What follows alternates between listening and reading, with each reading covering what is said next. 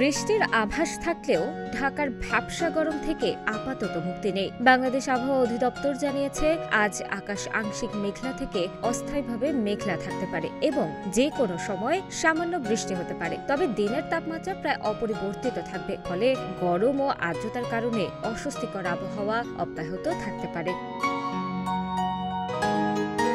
29 September সোমবার সকাল 7টা থেকে পরবর্তী 6 ঘন্টার জন্য ঢাকা ও পার্শ্ববর্তী এলাকার পূর্বাভাসে জানানো হয়েছে, আকাশ আংশিক মেঘলা থেকে অস্থায়ীভাবে মেঘলা থাকতে পারে। দিনের যে কোনো সময় সামান্য বৃষ্টি হতে পারে, তবে দিনের তাপমাত্রা প্রায় অপরিবর্তিত থাকবে। এ সময় দক্ষিণ ও দক্ষিণ পশ্চিম দিক থেকে ঘন্টায় 10 থেকে 15 কিলোমিটার বেগে বাতাস প্রবাহিত হতে পারে।